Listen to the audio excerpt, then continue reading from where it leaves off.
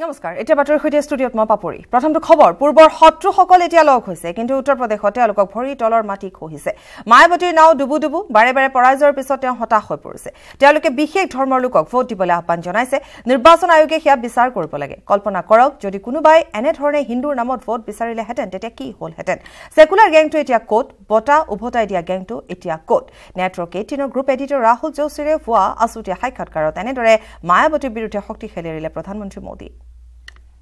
मायावती जी ने openly Muslims को मुस्लिम से वोट मांगे कहा कि सिर्फ गठबंधन को वोट दीजिएगा वोट बंटना नहीं चाहिए उसके रहते वो इसी की नजर में भी आ गई ऐसे बयानों को आप कैसे देखते हैं लगातार पराजय के कारण हताश हुई मायावती जी इस प्रकार की बात कहे इसे मैं बहुत स्वाभाविक मानता हूं मुसलमानों को स्पेशल वोट करने के लिए अपील करे वगैरह एक तो ये इलेक्शन कमीशन का विषय है किसको करना लेकिन मुझे चिंता मायावती की कम है क्योंकि अब वो डूबती हुई भी नहीं आए बचने के लिए मुसलमानों को सहारा ढूंढती हो मैं उनकी मुसीबत समझ सकता हूं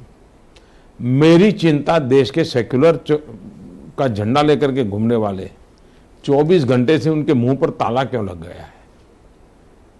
अगर ऐसी बात किसी ने हिंदू समाज के लिए बोल दी होती तो ये कितनी उठापटक करते कितने अवार्ड वापसी वाले निकल आते कितने सिग्नेचर वाले निकल आते ये जमात चुप क्यों है देश के लिए चिंता का विषय है ये जमात और आपसे भी मेरा आग्रह है ऐसी जमात को अब एक्शन करने की जरूरत है कि इस प्रकार की सिलेक्टिव क्यों है क्या इससे उनके सेकुलरिज्म को कोई चोट नहीं पहुंची क्या ये उनके सेकुलरिज्म को बढ़ावा देने वाली चीज थी क्या इनके सेकुलरिज्म को ताकत इसलिए सबसे बड़ा खतरा ये नकाबी लोग हैं ना उनका है मायावती भी तो मजबूरी है कैसे भी करके बचना है तो वोट मांगने के लिए इधर उधर कोशिश करती रहेगी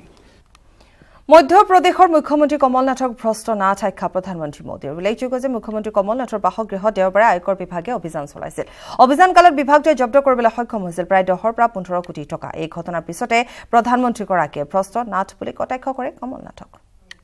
करप्शन पर भी आपने उन पर बहुत उंगली उठाई है पिछले सालों में करप्शन पर उंगली मैंने नहीं उठाई है करप्शन हमारा मुद्दा है अब जैसे कल भोपाल में हुआ भ्रष्टनाथ कुछ भी बोल दें इससे बात बनती नहीं है क्या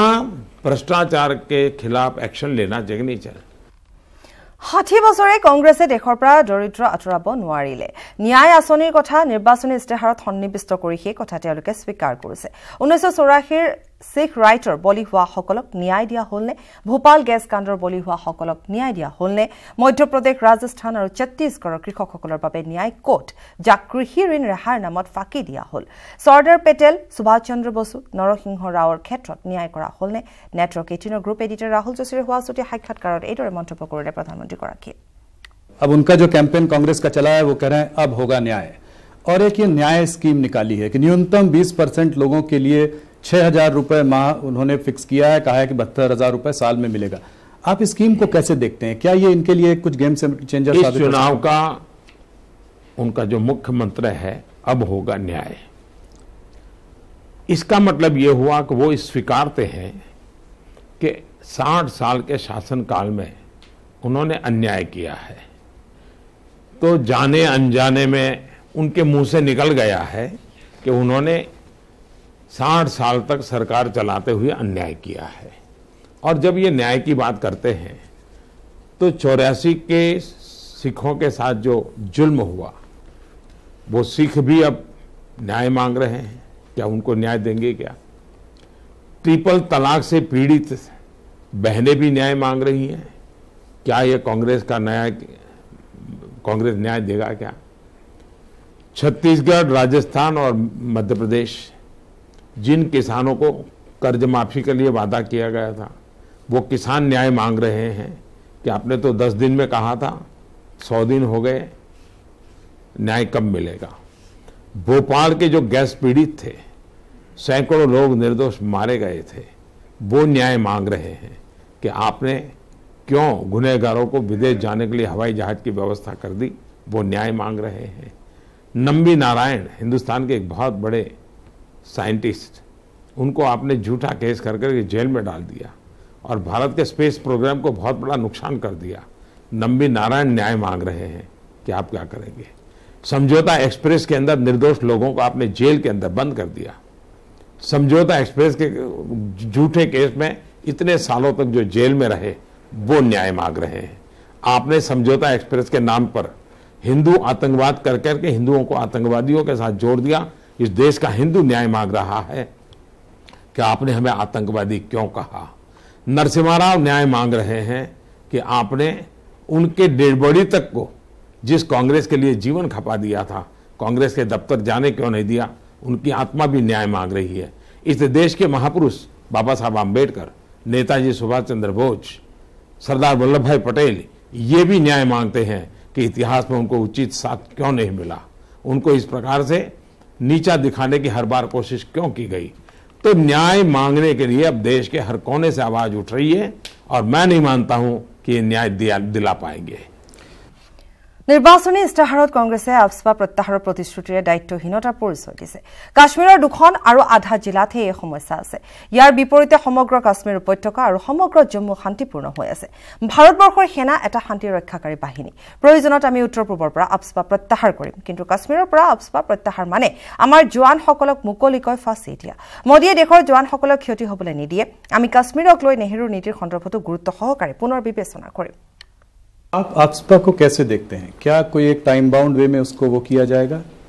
देश में पहले ऐसी स्थिति पैदा करनी चाहिए कि आफ्स्पा की जरूरत ही न पड़े। जैसे हमने अरुणाचल में परिस्थिति पैदा की तो कुछ जिलों से हमने हटाया, हमने कुछ राज्यों में से हटाया। 1980 के बाद पहली बार हटाने का काम हमने किया है, लेकिन कानून को तो बनाए रखा है। सरकार के पास हथियार तो होना ही चाहिए ताकि जवानों को एक सुरक्षा मिले, तब जवान मोरली लड़ सके। और जम्मू कश्मीर में से हटाने का मतलब होता है कि हमने हमारे जवानों को फांसी के तख्त पर लटका देना। मैं देश के जवानों के साथ ऐसा नहीं होने दूंगा। अब आफ्स्पा को हटाने की बात करने का मतलब है कि आप अपने सेना के जवानों के हाथ में से सारे शस्त्र ले रहे हैं। तो देश की सेना के जवान को इस प्रकार से निहत्थे करना क्या शोभा देता है क्या? और भारत की सेना पीस कीपिंग फोर्स में भारत के सुरक्षा बल के जवान जाते हैं। जब से पीस कीपिंग फोर्स बना है तब से जाते हैं और दुनिया में सबसे ज़्यादा नंबर भेजने वालों में हिंदुस्तान है। लेकिन अनुभव ये आया है कि इतने सालों में सारे दुनिया में भारत की सेना के लोगों की डिसिप्लिन, ड्यूटी के प्रति उनका समर्पण, इसकी भरचक सराहना होती रही है। बड़ा गौरवगान होता रहा है। आज हमारे ही देश के एक दल जो 50-60 साल तक सरकार चलाता रहा, वो आज इस प्रकार की भाषा बोले, इससे बड़ा दुर्भाग्य क्या हो सकता है।